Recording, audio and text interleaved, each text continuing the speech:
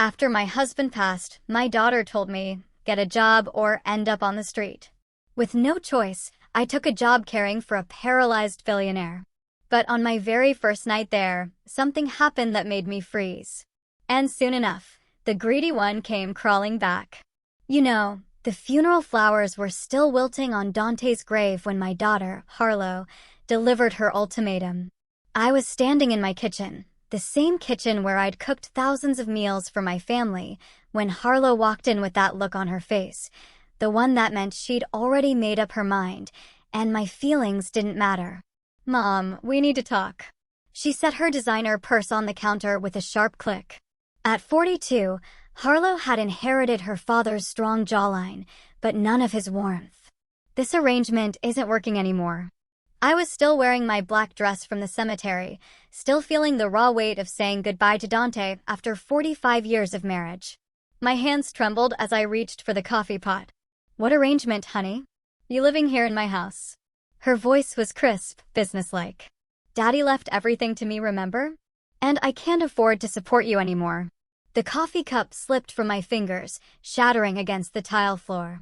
Brown liquid spread across the white ceramic pieces like my life was spreading apart. Harlow, it's only been 3 weeks since Daddy died. I know. She didn't even look at the mess. But life goes on, Mom. I have my own family to think about, my own bills. I knelt down to pick up the pieces, my 68-year-old niece protesting. I have my Social Security. It's not much, but I can contribute.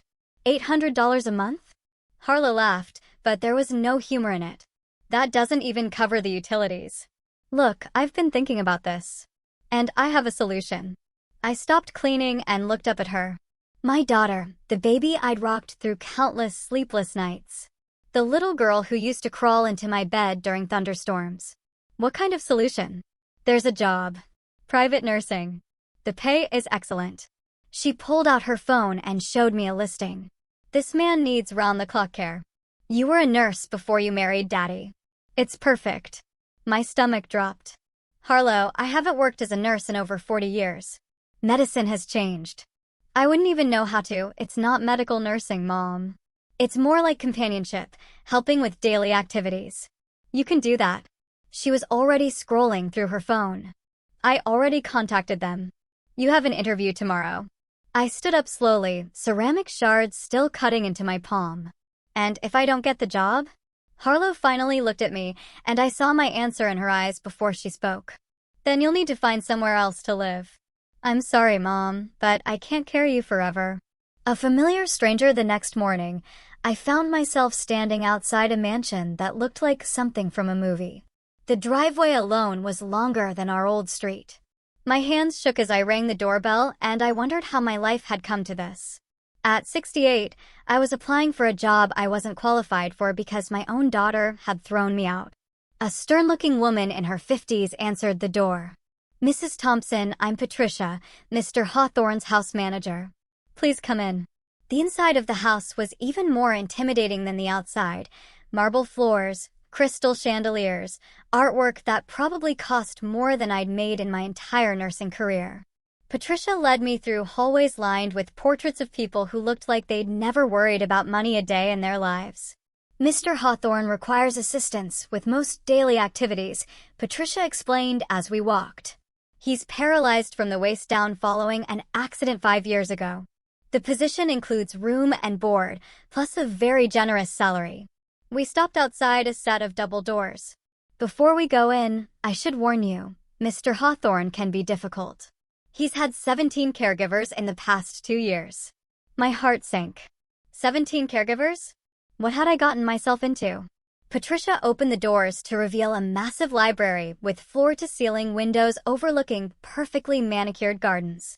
And there, in a wheelchair by the window, sat a man with silver hair and the kind of strong features that must have been devastating when he was younger. Mr. Hawthorne, this is Hilda Thompson, the candidate we discussed. He turned his wheelchair toward us, and I felt the strangest sensation wash over me. His eyes were blue, the kind of deep blue you only see in old photographs or faded memories. When his gaze met mine, something flickered across his face. Recognition? Confusion? I couldn't tell. Mrs. Thompson. His voice was deep, cultured, with just a hint of something I couldn't place. "Please sit down." I lowered myself into the chair across from him, trying to ignore how my heart had started beating faster. There was something about his face, about the way he looked at me, that made my chest tighten with an emotion I couldn't name. "Patricia tells me you were a nurse," he said, but his eyes never left my face. It was as if he was studying me, searching for something. "Yes, sir." Many years ago, before I married, my voice came out steadier than I felt. "And your husband recently passed away." It wasn't a question. "I'm sorry for your loss." "Thank you." I glanced down at my hands, still wearing Dante's ring. "It's been difficult." When I looked up again, Terrence Hawthorne was still staring at me with that intense, almost desperate expression. "Have we met before, Mrs. Thompson? There's something about you that seems familiar." My blood ran cold. I forced myself to smile politely. "I don't think so, Mr. Hawthorne." I'm sure I would remember. But even as I said it, alarm bells were ringing in my head because there was something familiar about him, too. Something about the shape of his mouth, the way he tilted his head when he spoke, something that made my hands tremble and my breath catch. "Perhaps not," he murmured, but he didn't look convinced. "Tell me, Mrs. Thompson, why do you want this position?" The honest answer was that I was desperate, that my daughter had thrown me out, and I had nowhere else to go, that at 68, I was too old and too tired to start over. But I had no choice. Instead, I said, "I believe in taking care of people." "I always have." Something in his expression softened. "And you're not afraid of challenging situations?" I thought about Harlow's cold eyes, about cleaning up my broken coffee cup while my daughter watched, about sleeping in the guest room of my own home, because Harlow had already moved into the master bedroom. "No, sir, I'm not afraid." Terrence nodded slowly. "Patricia, would you give us a moment alone?" After Patricia left, closing the doors behind her, Terrence wheeled his chair closer to mine. "Mrs. Thompson, I'm going to be frank with you. I am not an easy man to work for. I'm demanding, particular, and I don't suffer fools gladly. But if you take this position, you'll be treated with respect and paid well." "Very well." He named a salary that made my head spin. More money than Dante had made in his best year. "However," he continued, "I need someone I can trust. Someone who won't gossip about my personal affairs or treat me like an invalid. Can you be that person?" I looked into those blue eyes and felt that strange flutter of recognition again. "Yes, Mr. Hawthorne. I can." "Good." He extended his hand to shake mine, and when our fingers touched, I felt a jolt of electricity that had nothing to do with static. "Welcome to my home, Hilda." The way he said my name, soft and almost reverent, made my heart skip. I pulled my hand back quickly, telling myself I was imagining things. I was a widow, for God's sake, a grandmother. I had no business feeling anything for this man. But as Patricia showed me to my quarters later that evening, I couldn't shake the feeling that my life had just taken a turn I wasn't prepared for. And the way Terrence Hawthorne looked at me, like he was seeing a ghost from his past, made me wonder if I was about to discover something I'd spent 48 years trying to forget. The truth in old photographs my first week at the Hawthorne mansion felt like living in a beautiful prison. The room Patricia had assigned me was larger than my entire apartment with Dante, complete with its own sitting area and a bathroom that sparkled like something from a luxury hotel. But every morning when I woke up, I felt the crushing weight of my new reality. At 68, I was essentially a live-in servant. Terrence was exactly as Patricia had warned, demanding, particular, and with a sharp tongue when things weren't done to his specifications. He wanted his morning coffee at exactly 7:15, not 7:20. His newspapers had to be arranged in a specific order. His medication schedule was rigid. And God help me if I was even a minute late. But there were moments, quiet moments between his commands and criticisms, when I would catch him watching me with that same intense expression from our first meeting, as if he was trying to solve a puzzle that had been bothering him for years. "Hilda," he said on Thursday morning as I arranged his breakfast tray. "That's an unusual name. Family name." I paused in cutting his grapefruit. "My grandmother's name. She was German." "German?" he repeated thoughtfully. "And where did you grow up?" "Here and there." I kept my voice neutral, but my hands had started to shake slightly. My father moved around a lot for work. It wasn't entirely a lie. We had moved frequently, though not for work, more like running from creditors and my father's gambling debts. But some memories were better left buried. That afternoon, while Terrence napped, I finally unpacked the 3 boxes Harlow had grudgingly allowed me to take from the house. Most of it was practical items, clothes, a few books, my jewelry box. But at the bottom of the last box, wrapped in tissue paper, was something I'd almost forgotten I still had. My old photo albums. I'd packed them without thinking.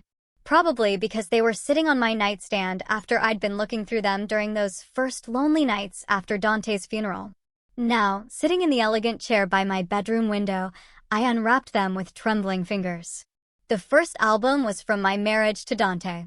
Our wedding photos, pictures of baby Harlow, family vacations, a lifetime of careful, respectable memories. I set it aside and reached for the older one, the one I rarely looked at anymore. The cover was faded blue leather, cracked at the corners. Inside were photographs from my life before Dante, before marriage and motherhood, and the careful, controlled existence I'd built for myself. The first few pages were innocent enough. High school graduation, my nursing school friends, my parents looking young and hopeful. But as I turned the pages, my breath started coming faster. There, on page 12, was a photograph that made the world tilt sideways. I was 20 years old in the picture, wearing a yellow sundress I'd sewn myself. My hair was long and dark, pulled back with a ribbon. I was laughing at something the photographer had said, my head thrown back with pure joy. And standing beside me, his arm around my waist and his face lit up with the kind of smile that could melt hearts, was a young man with dark hair and devastating blue eyes. Terry Hawthorne. My hand shook so violently I nearly dropped the album. Terry, not Terrence. Terry, who had loved jazz music and chocolate ice cream, and the way I looked in that yellow dress. Terry, who had promised to marry me as soon as he made his fortune. Terry, who had kissed me goodbye on a train platform 48 years ago and never came back. I stared at the photograph until my eyes burned, trying to reconcile the young man in the picture with the silver-haired man in the wheelchair downstairs. The features were the same, those aristocratic cheekbones, the strong jaw, the eyes that seemed to see straight through to your soul. But Terry had been warm, passionate, full of dreams and wild plans for our future together. This Terrence Hawthorne was cold, controlled, bitter. What had happened to transform one into the other? I turned the page with shaking fingers and found more pictures. Terry and me at the county fair, sharing cotton candy. Terry teaching me to dance in my tiny apartment while my elderly neighbor banged on the ceiling. Terry and me sitting by the lake, my head on his shoulder, both of us looking like we believed love could conquer anything. The last picture in the series was taken the morning he left. We were standing on the train platform, his suitcase at his feet. I was crying. I remembered that day with painful clarity now. And he was cupping my face in his hands, promising me that he'd be back within 2 years, rich enough to give me everything I deserved. "I'm going to make something of myself, Hilda," he'd said, his voice thick with emotion. "I'm going to build an empire, and then I'm coming back for you. Will you wait for me?" And I had promised I would. God help me. I had meant it. But 2 years had stretched into 3, then 4. His letters became sporadic, then stopped altogether.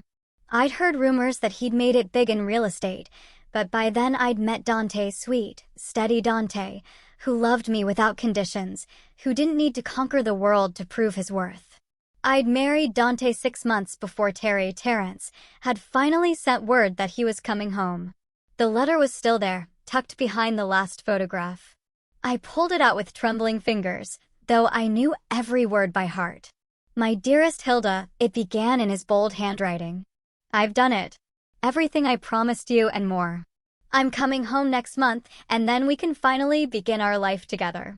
I've bought a house, our house, and I can't wait to carry you across the threshold as my wife. All my love, all my dreams, all my tomorrows belong to you. Forever yours, Terry." The letter was dated 3 weeks after my wedding to Dante. I pressed the letter to my chest and felt tears streaming down my face. All these years, I'd convinced myself that Terry had forgotten about me, that his promises had been the empty words of a young man drunk on his own ambitions. But he had kept his word. He had come back for me. I just already belonged to someone else. A soft knock on my door made me jump. I quickly shoved the album and letter under a pillow and wiped my eyes. "Come in." Patricia entered with a concerned expression. "Mrs. Thompson, Mr. Hawthorne is asking for you. He seems agitated." I smoothed my hair and followed Patricia downstairs, my heart hammering against my ribs. Could he have remembered? Was that why he'd been watching me so intently? I found Terrence in his study, staring out the window at the gardens.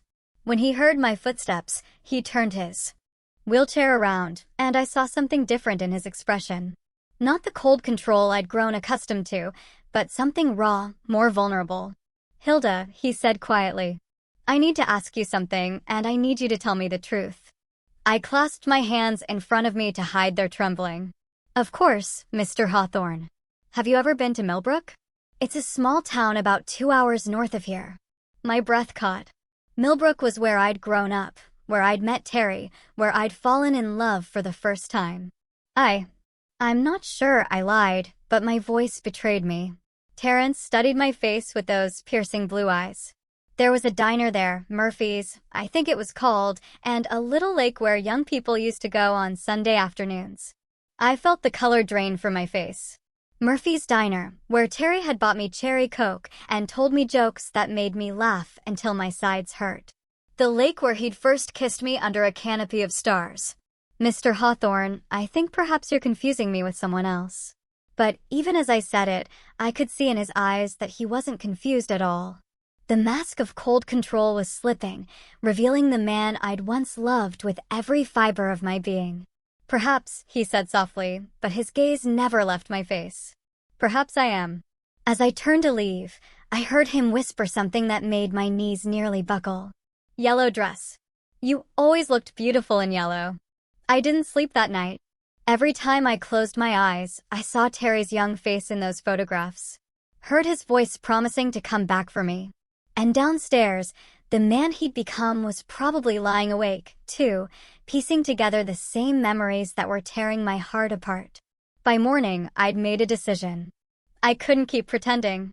The charade was eating me alive, and it was clear that Terry, was remembering more each day. Better to face the truth head-on than let it destroy us both slowly. The confession and a second chance, I found him in the conservatory, reading the morning paper. The sunlight streaming through the glass walls caught the silver in his hair. And for a moment, I could see both versions of him superimposed, the young man full of dreams and the successful, lonely man he'd become. "Good morning, Mr. Hawthorne." I set his coffee down exactly where he liked it, my hands surprisingly steady. "Hilda." He looked up from his paper, and I saw exhaustion in those blue eyes. "Did you sleep well?" "No," I said honestly. "Did you?" A ghost of a smile touched his lips.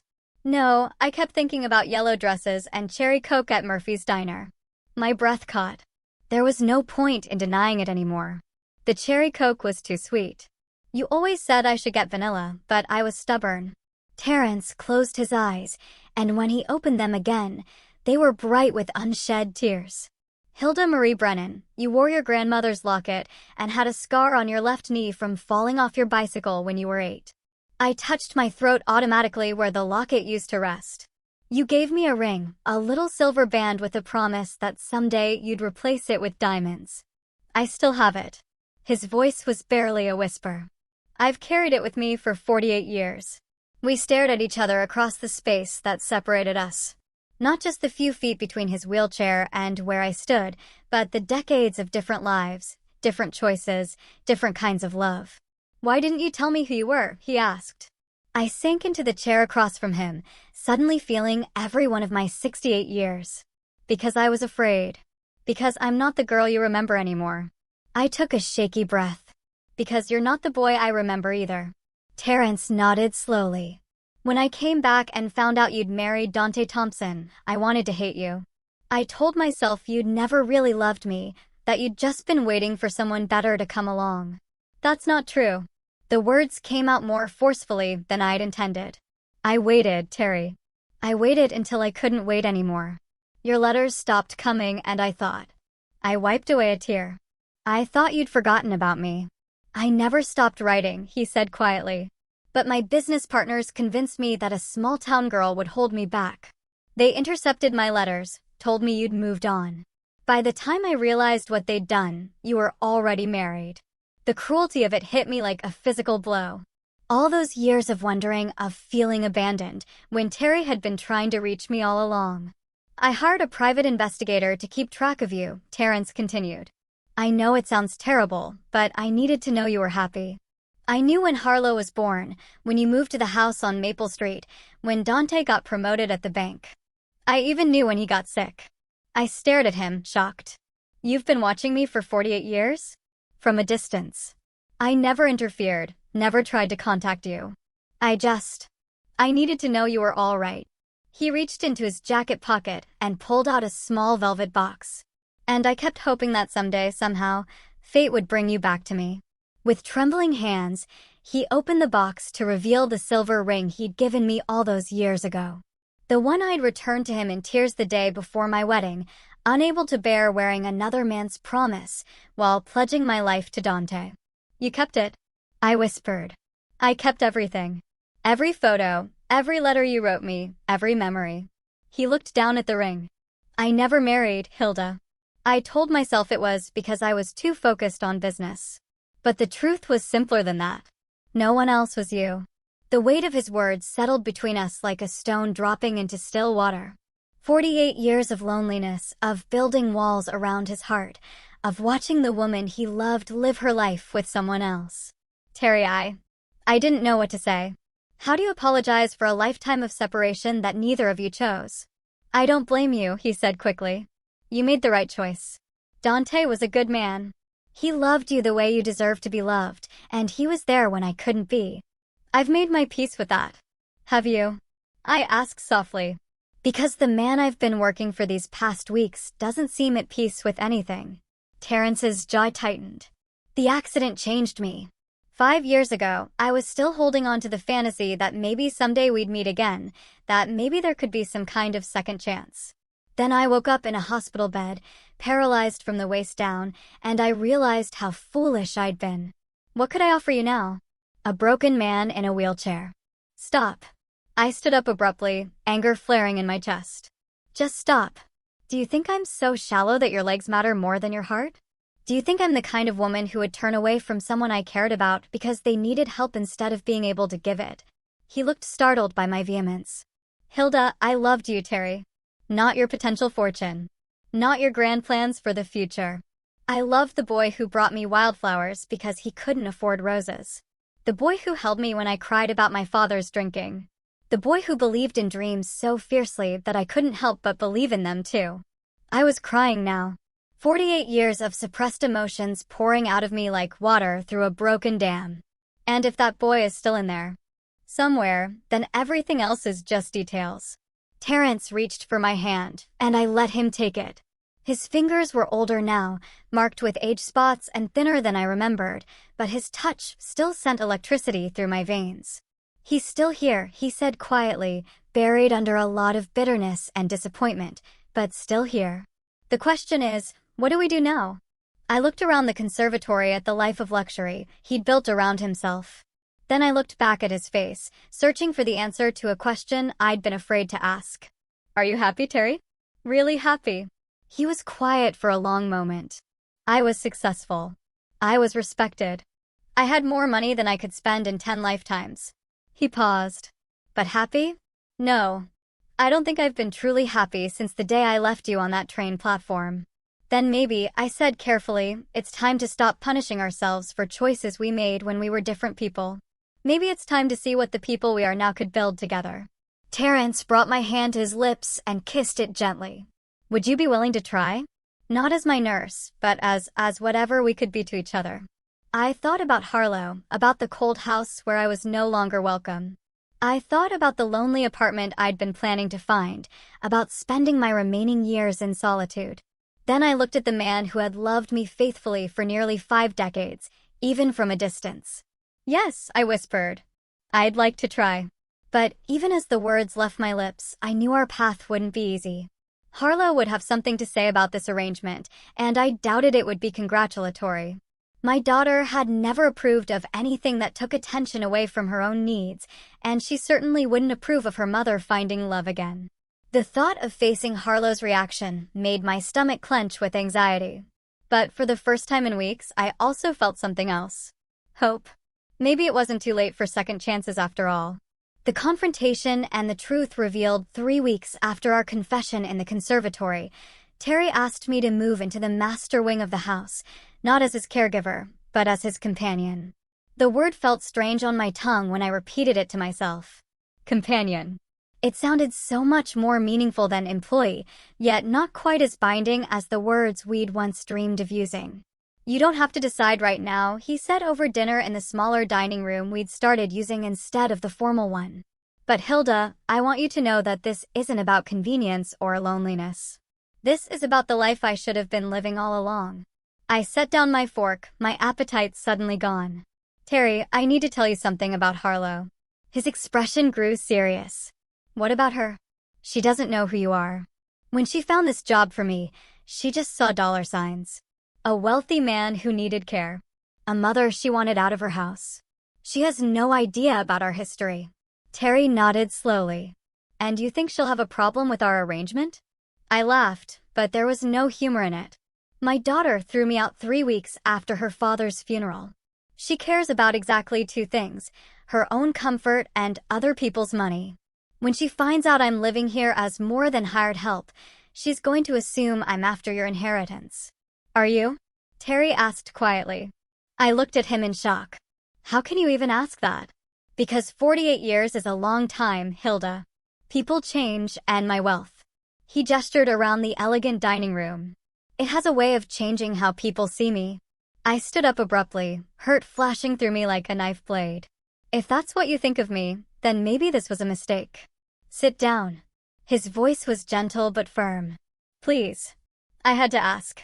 I've been burned before by people who claimed to love me but were really in love with my bank account. I needed to hear you say it. I remained standing, my arms crossed. Say what? That you don't want my money?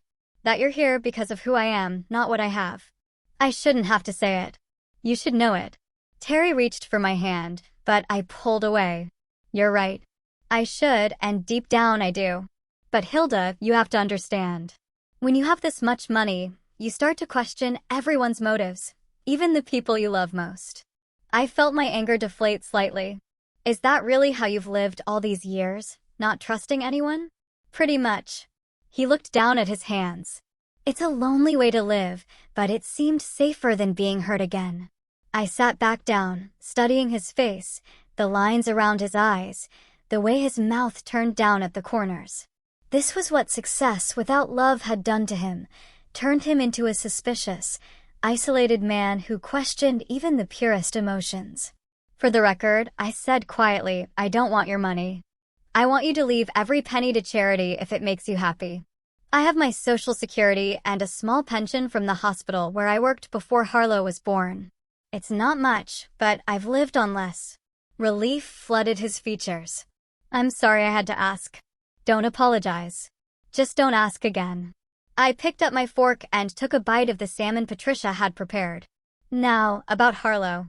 When she finds out about this, she's going to cause trouble. I need you to be prepared for that. Terry's expression hardened. What kind of trouble? She'll probably demand to know what your intentions are. She might threaten to sue, claim I'm taking advantage of you. She might even try to have me removed from the house. Let her try. His voice carried the steel that had built his business empire. This is my house, Hilda. No one tells me who I can and cannot invite to live in it. I wished I could share his confidence, but I knew my daughter better than he did. Harlow could be ruthless when she felt threatened, and she would definitely feel threatened by this development. My phone rang, interrupting my thoughts. Harlow's name appeared on the screen, and my stomach clenched. Speak of the devil, I murmured, showing Terry the display. Answer it, he said. Let's get this over with. I swiped to accept the call. Hello, Harlow. Mom. Her voice was tight with barely controlled anger. I just had the most interesting conversation with Mrs. Patterson from church. She said she saw you at the grocery store with some man in a wheelchair, and you were acting very familiar with him. I closed my eyes. In a town this size, of course, someone would see us and report back to Harlow. Terry and I had gone to the market together yesterday, and he'd insisted on buying ingredients for the chocolate cake I'd mentioned missing from my childhood. To anyone watching, we probably did look more intimate than employer and employee. His name is Terrence Hawthorne, I said carefully. He's the man I work for. Work for or work on? Harlow's voice dripped with accusation. Because Mrs. Patterson said you two looked awfully cozy for a professional relationship. Terry gestured for the phone, and I shook my head. This was my battle to fight. Harlow, I'm 68 years old. I think I'm capable of conducting myself appropriately. Are you sleeping with him? The blunt question hit me like a slap. That's none of your business. It is if you're embarrassing our family name. Daddy's not even cold in the ground, and you're already throwing yourself at the first rich man who shows you. Attention! White-hot rage flooded through me. How dare you? Your father has been gone for 2 months. And I grieved for him properly. But I'm not dead, Harlow. I'm allowed to have companionship. Companionship? Harlow laughed coldly. Is that what we're calling gold digging now? Terry's face had gone pale with anger. He gestured more forcefully for the phone, and this time I handed it to him. Miss Thompson, he said, his voice arctic. This is Terrence Hawthorne. I think there are some things you need to understand. I could hear Harlow's shocked silence through the phone. Then her voice, suddenly much more respectful. Mr. Hawthorne, I didn't realize you were there. Clearly. Now listen very carefully, because I'm only going to say this once. Your mother is not a gold digger. She's not embarrassing anyone, and she's certainly not throwing herself at me. If anything, I'm the one pursuing her. Sir, I think there might be some misunderstanding. The only misunderstanding, Terry interrupted, is your belief that you have any say in your mother's personal life. She's a grown woman who can make her own decisions about who she spends time with. But she's vulnerable right now. She's grieving, and she might not be thinking clearly. Your mother is one of the strongest, most clear-thinking women I've ever met. The fact that you can't see that says more about you than it does about her. The silence on the other end of the line stretched out for several seconds. When Harlow spoke again, her voice had taken on a different quality, harder, more calculating. Mr. Hawthorne, I appreciate your friendship with my mother, but I hope you understand my concern. She's been through a lot lately, and I just want to make sure she's not being taken advantage of. The only person who's taken advantage of your mother recently, Terry said quietly, is you. Another silence, then Harlow's voice, cold as winter. I'd like to meet with you, Mr. Hawthorne, to discuss this situation properly. Terry looked at me, eyebrows raised. I nodded reluctantly. Better to face this head-on than let Harlow stew and plan in private. Fine, Terry said. Tomorrow afternoon, 2 o'clock. I'll be there. Harlow hung up without saying goodbye. Terry handed me back my phone, his jaw tight with anger. Well, that went about as well as expected. I sank back in my chair, suddenly exhausted. She's going to try to turn you against me. She'll make it sound like I manipulated you, like I planned this whole thing. Let her try. Terry reached across the table and took my hand. Hilda, I need you to understand something. I didn't survive 48 years in business by being easily manipulated, and I certainly didn't build this empire by letting people tell me who I can and cannot care about. She can be very convincing when she wants to be. And I can be very stubborn when I need to be. He squeezed my hand. Your daughter doesn't scare me. The only thing that scares me is the thought of losing you again. That night, I lay in my bed, staring at the ceiling, dreading the next afternoon's confrontation. I knew Harlow would come armed with arguments designed to drive a wedge between Terry and me. She'd paint me as a desperate widow preying on a lonely, disabled man. She'd question my motives, my timing, my very right to seek happiness again. But as I drifted off to sleep, I held on to Terry's words. The only thing that scares me is the thought of losing you again. Tomorrow I would find out if that was really true. The final showdown. Harlow arrived exactly at 2 o'clock, dressed in her best black suit, like she was attending a business meeting rather than visiting her mother. I watched from the window as she stepped out of her car, smoothing her skirt and checking her reflection in the side mirror. Even from a distance, I could see the calculation in her movements, the way she squared her shoulders like a soldier preparing for battle. Terry had insisted we meet in his study rather than one of the more comfortable sitting rooms. If she wants to treat this like a business negotiation, he'd said, then we'll meet her on those terms. Patricia showed Harlow in, and I felt my stomach clench as my daughter's eyes swept the room, taking in the expensive furnishings, the original artwork, the massive mahogany desk that probably cost more than most people's cars. I could practically see dollar signs reflecting in her pupils. Mr. Hawthorne. Harlow extended her hand with practiced grace. Thank you for agreeing to meet with me. Terry shook her hand briefly, his expression neutral. Miss Thompson, please have a seat. Harlow settled into the leather chair across from Terry's desk, crossing her legs and folding her hands in her lap. She looked like the successful real estate agent she was, all polished confidence and professional charm. Only I could see the tension in her jaw, the slight tremor in her fingers. I hope you understand that I'm only here out of concern for my mother, she began, her voice warm with false sincerity. She's been through so much lately, and I'm worried that she might be making decisions based on emotion rather than logic. And what decisions would those be? Terry asked mildly. Harlow glanced at me, then back at Terry. Well, this living arrangement, for one. It's highly unusual for a caregiver to move into the employer's personal quarters. It raises questions about the nature of your relationship. What kind of questions? Terry's voice remained calm, but I could hear the steel underneath. Questions about boundaries, about appropriate professional conduct. Harlow leaned forward slightly. Mr. Hawthorne, I'm sure you're a lovely man, but my mother is vulnerable right now. She's grieving. She's financially insecure, and she might be confusing gratitude with other feelings. I felt heat rise in my cheeks. Harlow, that's enough. It's all right, Hilda. Terry never took his eyes off my daughter. I'd like to hear what Miss Thompson has to say. Harlow shot me a warning look, then turned back to Terry with renewed confidence. I'm saying that my mother has always been somewhat impressionable. She sees the best in people, sometimes to her detriment. And in her current state, she might not be thinking clearly about the implications of this situation. The implications being what exactly? Well, there's the obvious concern about what people will think.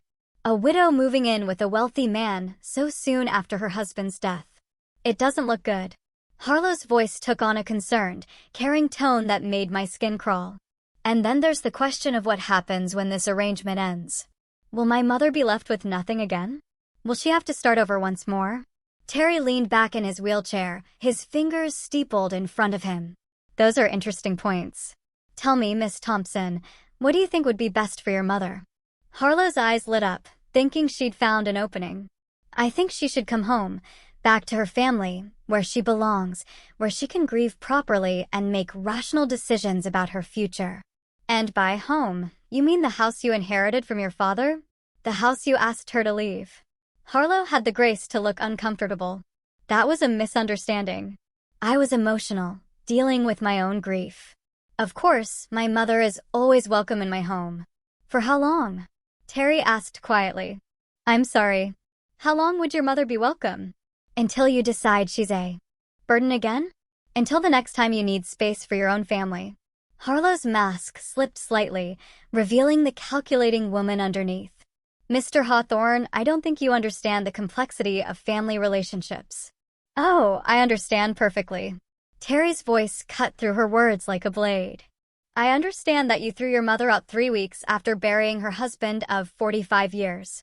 I understand that you gave her an ultimatum, work or live on the street. And I understand that the only reason you're here now is because you've realized she might have found something better than what you were offering. Harlow's face flushed red. That's not. I was protecting her, teaching her to be independent by making her homeless. She wasn't homeless. She had options such as Harlow looked frantically between Terry and me, clearly not expecting to be put on the defensive. She could have found an apartment. She has Social Security, $800 a month. Do you know what the average rent is in this area, Miss Thompson? Terry said quietly. Harlow's mouth opened and closed like a fish gasping for air. $1,200, Terry continued. For a one-bedroom apartment in a decent neighborhood, your mother would have been $400 short every month just for housing. That doesn't include food, utilities, medical expenses, or any of the other costs of living. She could have found something cheaper. Where? In what part of town? You were willing to let your 68-year-old mother live in poverty rather than inconvenience yourself. I watched this exchange with a mixture of satisfaction and sadness. Satisfaction because someone was finally holding Harlow accountable for her cruelty. Sadness because that someone had to be a stranger rather than my daughter's own conscience. Harlow's professional composure was cracking rapidly. You don't understand. My mother, she's always been difficult. High maintenance. She expects everyone to take care of her. High maintenance? I couldn't stay silent anymore. Harlow, I worked 2 jobs to put you through college. I took care of your father through 5 years of cancer treatments without a single complaint. I babysat your children every weekend for free. And I've never asked you for anything except a place to grieve my husband. You were smothering me. Harlow exploded, her mask finally falling away completely. Always hovering, always trying to help, always making me feel guilty for having my own life. I needed space to breathe. So you threw me out? I said quietly. I gave you a chance to stand on your own 2 feet for once. The silence that followed was deafening. Terry looked at Harlow with an expression of such cold disgust that she actually shrank back in her chair. Miss Thompson, he said finally. I think we're done here. Wait. Harlow's voice was desperate now. You don't understand what you're getting into. My mother, she has expectations. She'll want marriage, security, legal protections. She's not just looking for companionship. Terry's expression didn't change. And what if she is looking for those things? What if I want to give them to her? Harlow went very still. What are you saying? I'm saying that your mother and I are both adults who can make our own decisions about our relationship. Whether that relationship remains as it is now or develops into something more is none of your concern. Something more. Harlow's voice was barely a whisper. Terry reached into his desk drawer and pulled out a small velvet box. The same box he'd shown me in the conservatory containing the silver ring from our youth. Your mother and I have a history that predates your father. Predates you. Predates everything you think you know about her life. Harlow stared at the box like it was a poisonous snake. What kind of history? The kind that matters, Terry said simply. We loved each other once, very deeply. Circumstances separated us, but they didn't destroy what we felt. And now, 48 years later, we have a chance to see if what we had was real enough to survive time and change. You're talking about marriage? Harlow's voice was flat, emotionless. I'm talking about living the life we should have lived all along. Harlow turned to me, her eyes blazing with a fury I'd never seen before. This is why you took this job, isn't it? You knew who he was. You planned this whole thing. No, I said firmly. I had no idea Terry was here when I answered that job listing. I thought he was dead or married or living on the other side of the world. The last thing I expected was to find him in that wheelchair in this house. Terry. Harlow's voice dripped with venom. You call him Terry? That's my name, Terry said calmly. Terrence is what my business associates call me. Terry is what the people I love call me. Harlow stood up abruptly, her chair scraping against the hardwood floor. This is insane. You're both insane. You think you can just pick up where you left off 48 years ago? You think you can erase an entire lifetime? We're not trying to erase anything, I said. We're trying to build something new from what's left. What about Daddy? What about your marriage, your family, everything you built together? Your father was a good man, and I loved him. But Terry was my first love, and some things never really end. Harlow looked between us with growing panic. He's using you, Mom. Can't you see that? He's lonely and disabled, and you're convenient. When he gets tired of playing house, you'll be out on the street again. That's enough. Terry's voice cut through the air like a whip. You will not speak about your mother that way in my house. Your house. Harlow laughed bitterly. Yes, let's talk about your house. Your money, your power. That's what this is really about, isn't it? Terry opened the desk drawer again and pulled out a thick legal document. Since you seem so concerned about money, perhaps you should know that I've already updated my will. Everything I own is going to charity. The Children's Hospital, the Homeless Shelter, the Animal Rescue Foundation. Your mother won't inherit a penny from me." Harlow stared at the document, her face going white. "You what?" "I told him to do it," I said quietly. "I don't want his money, Harlow. I never did. I want him." Something in my daughter's face collapsed then, like a building with all its supports suddenly removed. For a moment, she looked like the little girl who used to crawl into my bed during thunderstorms, frightened and confused, and desperately in need of comfort. But then the mask snapped back into place, harder and colder than before. "Fine," she said, her voice like ice. "Fine, throw your life away on some fantasy from 50 years ago. But don't come crying to me when it all falls apart." She turned and walked toward the door, then paused with her hand on the handle. "And don't expect me to be here to pick up the pieces when he's done with you." The door slammed behind her with enough force to rattle the windows. Terry and I sat in silence for several minutes, listening to the sound of Harlow's car starting and driving away. Finally, Terry reached across the desk and took my hand. "Are you all right?" I thought about the question, testing my emotions like prodding a sore tooth. Was I all right? My daughter had just disowned me, accused me of being a gold digger and a fool, and stormed out of my life with every intention of never coming back. But for the first time in months, maybe years, I felt free. "Yes," I said, surprising myself with how steady my voice sounded. "I think I am." A new beginning 6 months later, I stood in the same conservatory where Terry and I had first acknowledged our past. But everything had changed. The morning light streaming through the glass walls caught the simple gold band on my left hand. Not the elaborate diamond Terry had once promised to replace my silver ring with, but something better. Something chosen by the people we'd become, rather than the dreams of who we thought we'd be. We'd married quietly 3 weeks ago, with only Patricia and Terry's lawyer as witnesses. It wasn't the grand wedding I'd imagined as a 20-year-old girl, but it was perfect in its simplicity. Two people who'd found their way back to each other against all odds, promising to spend whatever time they had left together. Mrs. Hawthorne, Patricia said, entering the conservatory with her usual brisk efficiency, but I caught the small smile she tried to hide. Even Patricia, stern and practical as she was, had softened toward our unlikely romance. "There's someone at the front door asking to see you." My heart clenched. I'd been expecting this visit for months, ever since the wedding announcement appeared in the local paper. Harlow had maintained her silence since that awful confrontation in Terry's study. But I knew she'd heard the news. In a town this size, everyone knew everyone's business. "Who is it?" I asked, though I already knew. "Your daughter, ma'am." "She seems upset." I found Terry in his study, reviewing quarterly reports for the foundation he'd established to manage his charitable giving. He looked up as I entered, immediately reading the tension in my face. "She's here," I said simply. Terry set down his papers and wheeled his chair around to face me. "Do you want me to handle this?" "No, she's my daughter. This is my conversation to have."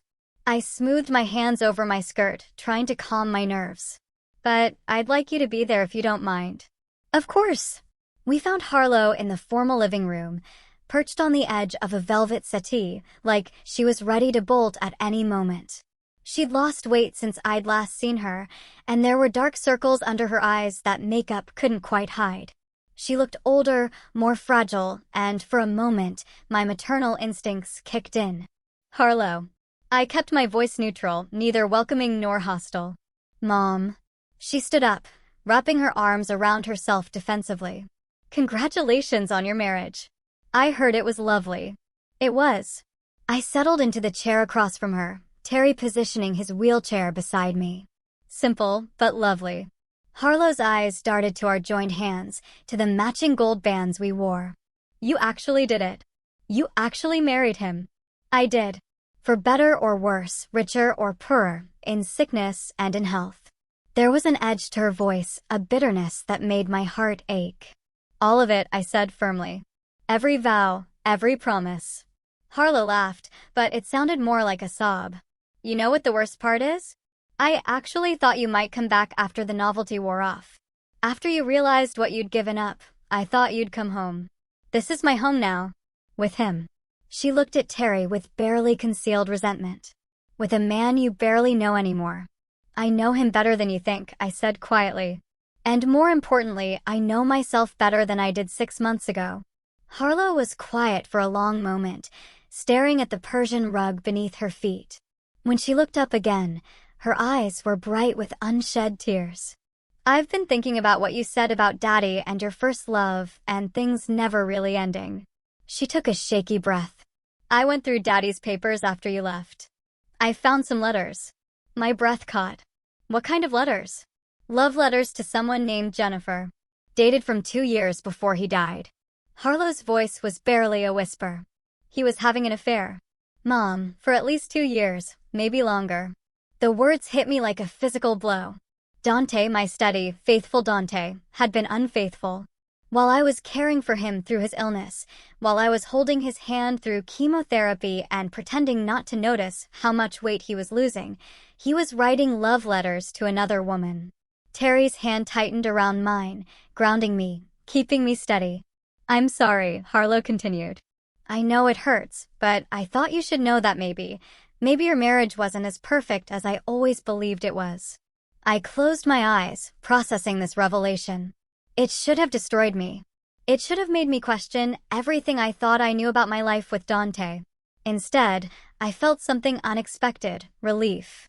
"Thank you for telling me," I said finally. Harlow looked surprised. "You're not angry." "I'm sad, disappointed, but not angry." I thought about how to explain what I was feeling. "Your father was a good man who made some poor choices. That doesn't erase the good years we had together, but it does put things in perspective." "What kind of perspective?" "The perspective that maybe I don't owe my entire life to his memory. Maybe I don't have to feel guilty for finding happiness again." Harlow was crying now, tears streaming down her face, unchecked. "I was so jealous of you, Mom. So angry that you could just move on, start over, be happy. I couldn't understand how you could forget Daddy so easily." "I didn't forget him. I never will. But I also couldn't stay frozen in grief forever. And I made it worse by throwing you out." Harlow's voice broke completely. "I was so hurt, so angry about the affair. And I took it out on you. I blamed you for not being enough to keep him faithful. And then I blamed you for being too much when you needed support." The pieces of my daughter's behavior finally clicked into place.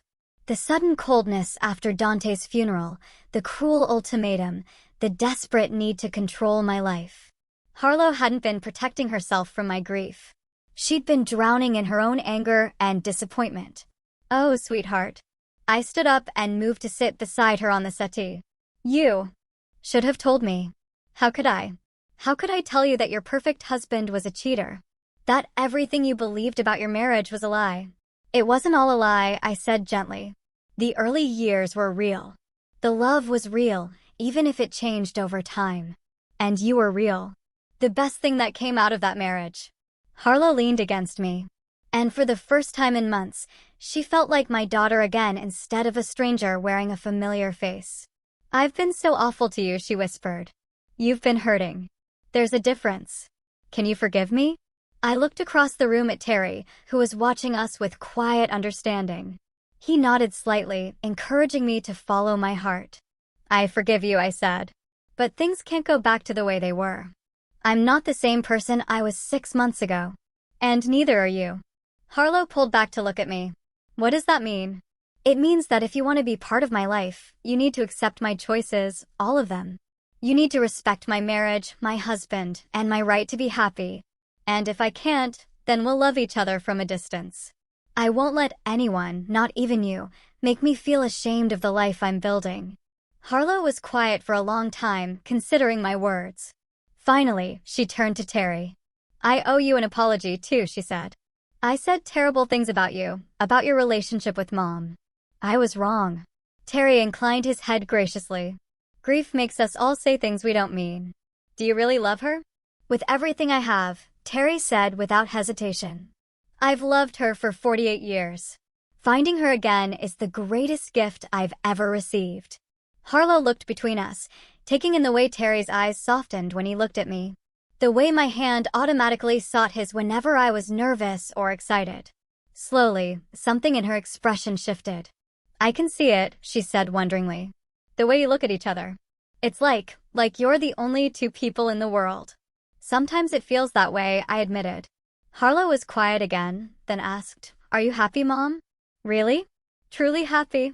I thought about the question, about the life I'd built in this house with this man. The quiet mornings we spent reading together in the conservatory. The way Terry still brought me wildflowers from the garden because he remembered they were my favorite. The contentment I felt falling asleep beside him each night, knowing that whatever time we had left, we were spending it together. "Yes," I said. "I'm happy." Harlow nodded slowly, then stood up. "Then I guess I need to learn to be happy for you." "Does that mean it means I want to try?" "I want to be part of your life if you'll let me. I want to get to know Terry as your husband instead of your employer. And I want to make up for the months I wasted being angry and jealous and cruel." I stood and hugged her. Really hugged her for the first time since Dante's funeral. "I'd like that very much." As Harlow pulled back, she glanced around the elegant living room, then back at me.